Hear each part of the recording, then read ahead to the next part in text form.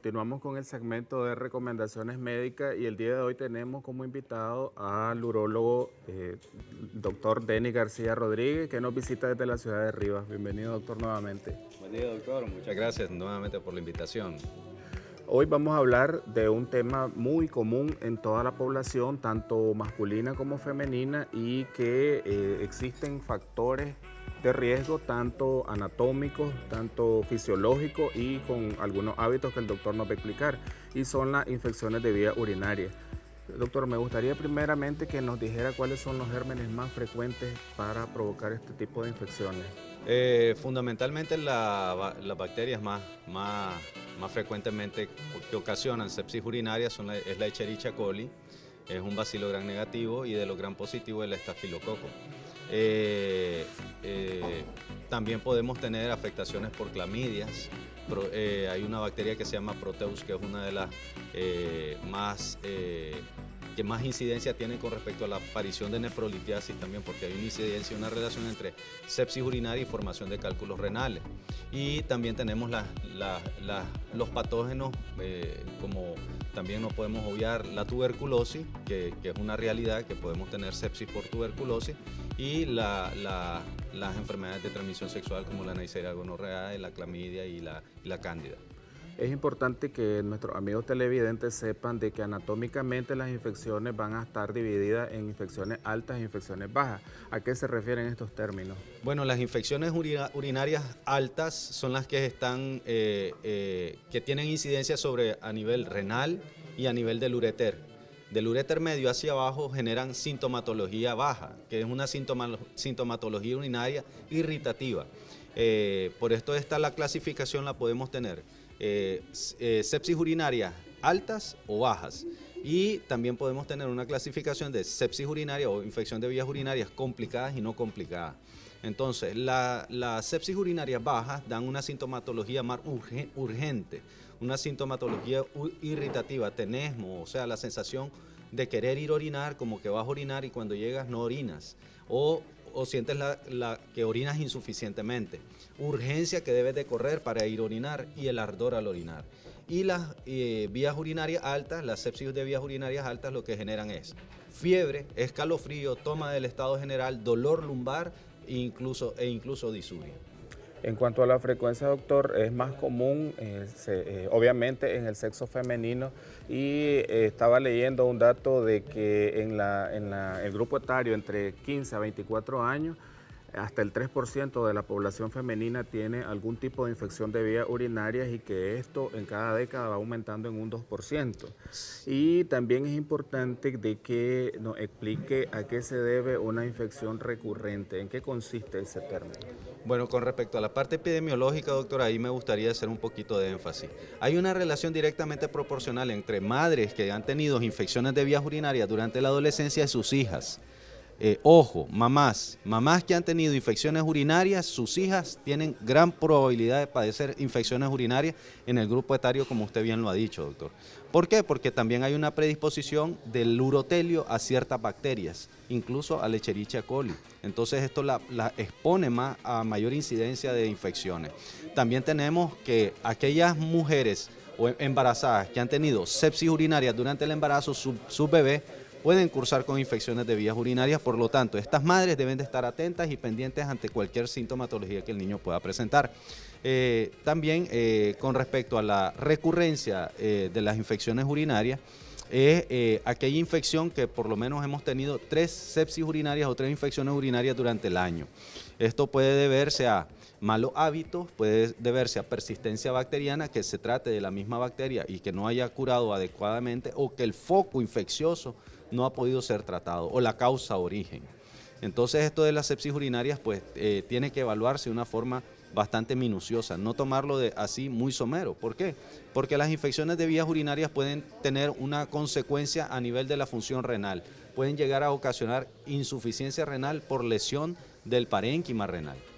Algo bien importante es de que en todo paciente con infección de vía urinaria es importante tanto la realización de un examen general de orina como de un urocultivo para que determinemos el germen que está afectando. ¿cuál es la forma correcta de recolectar la muestra para examen general de orina? Lo ideal es la primera orina de la mañana, el chorro medio. ¿Por qué? Porque así evitamos la contaminación de arrastre de células que están en alrededor del meato, del orificio por donde sale la orina. Entonces, en ese arrastre de orina, por eso el chorro medio se prefiere porque es un chorro más limpio. Y la primera orina de la mañana porque se le da una sedimentación más óptima, porque no es lo mismo una diuresis forzada o durante el día, que constantemente la vejiga o el tracto urinario se está evacuando a una orina que ha estado almacenada por lo menos 2 horas en la vejiga, 1 hora y media en la vejiga, y que al miccionar, pues podemos tomar más células y tener un dato citológico o citoquímico más adecuado, porque en la orina tenemos la descripción microscópica y la química por la cinta reactiva. Otro dato importante es de que las infecciones pueden ser desde muy leve y en algunos casos puede ser asintomático, algo que se llama bacteriuria asintomática, que es más común en las mujeres. La sintomatología usted bien nos la explicaba, y también existen criterios de hospitalización. ¿Cuáles son esos criterios que hacen que usted decida que el paciente debe recibir tratamiento en el hospital? Sí, ok. En esto del criterio de hospitalización, ojo, pacientes que tienen trastornos del tracto urinario, anatómicos, aquellos pacientes que tienen un solo riñón. Hay personas que andan en la calle y no se dan cuenta que han nacido con un solo riñón. Por eso es importante los chequeos médicos, porque el paciente se dé cuenta qué es lo que ha sucedido, y es lamentable que cuando el paciente se da cuenta pueda ser en situaciones de mucho riesgo. Por ejemplo, un accidente, un trauma cerrado de abdomen, y cuando vamos a operar nos damos cuenta de que el paciente tiene un único riñón y hay que salvarlo. Entonces, esto pues está entre la vida y la muerte. Entonces, pacientes que tienen trastornos anatómicos como monorreno, que tienen problemas del tracto urinario, obstrucción de las vías urinarias, pacientes que tienen hiperplasia prostática con orina residual importante, aquellos pacientes diabéticos que han generado neuropatías o cistopatías diabéticas que los hacen tener una vejiga retencionista. Estos pacientes tienen mayores probabilidades de complicarse con estas sepsis urinarias. Así igual, aquellos pacientes inmunosuprimidos, pacientes VIH, pacientes con lupus, pacientes con insuficiencia renal, tienen mayores riesgos de complicarse. Y es que algo bien importante, doctor, también, que además del examen general de orina y el urocultivo, el ultrasonido es muy importante en el diagnóstico, porque existen muchas variantes anatómicas. Hace poco tenía un paciente que tenía infecciones urinarias recurrentes, le envié un ultrasonido de vía urinaria y reveló doble sistema colector, y también es común monorreno, pacientes monorreno, es decir, los que tienen un solo riñón. Sí. Y eso del doble sistema colector puede tener un reflujo vesicureteral, que la vejiga, al almacenar la orina, como el sistema colector, si es completo, se inserta muy abajo y entonces no tiene la capacidad de retener esta orina, y sino que genera un flujo retrógrado. En cuanto al tratamiento médico, doctor, existen un sinnúmero, una amplia gama de antibióticos, y el problema es de que muchos de ellos se venden sin prescripción médica y la automedicación es muy de moda en nuestro país. Actualmente, ¿cuáles son los medicamentos antibióticos de elección para tratar estas infecciones? Bueno, como dice usted, quiero hacer un hincapié con esto de la automedicación. Es algo que culturalmente lo tenemos muy arraigado, pero que es importante limitarlo, porque cuando utilizamos de forma indiscriminada los antibióticos, luego estos no tienen el mismo efecto cuando tendrían un paciente virgen, un paciente que no ha tenido abuso de estos antibióticos.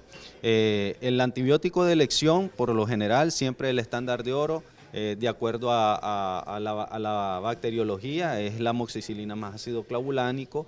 Luego podríamos utilizar una ciprofloxacina. En mujeres embarazadas podemos utilizar nitrofurantoína, fosfomicina de forma segura. Y para la Escherichia coli podemos llegar a utilizar también incluso la trimetoprim sulfa, pero eso va a depender de del antibiograma. Yo, en mi experiencia clínica, yo no me fío mucho de la casuística extranjera o de las normas, sino que yo trato de utilizar una antibiótico terapia de acuerdo a un antibiograma.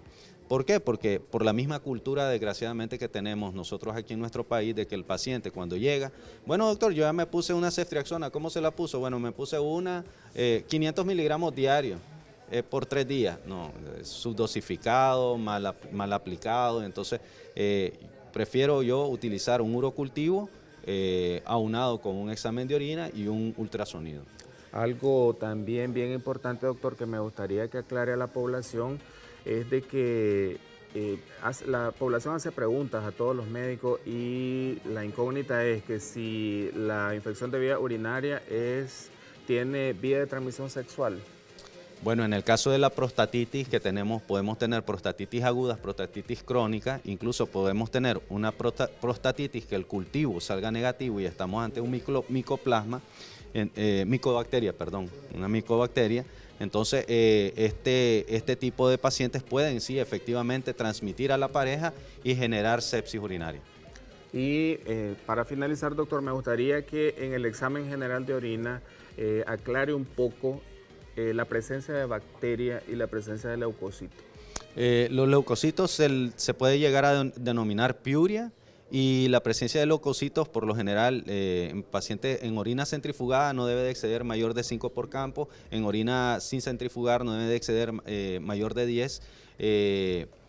Luego tenemos la bacteriuria, que es presencia de bacterias efectivamente, pero un dato muy importante en el examen de orina también es el nitrito. Los nitritos positivos significa que la bacteria está conviviendo y está desdoblando proteínas, por lo tanto hay una sepsis aguda presente en el sistema urinario.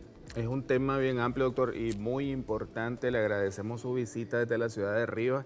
Queríamos saber sus números de contacto y cómo aparece en redes sociales. Bueno, ahí me puede encontrar Denis L. García Rodríguez en el Facebook, en mi número WhatsApp 8445-6849, y estoy en Rivas, en la Policlínica María Inmaculada, frente al Parque de Rivas. Entonces, saludos a toda la población, a todos los que nos ven allá, mis pacientes, mis amistades y mi familia.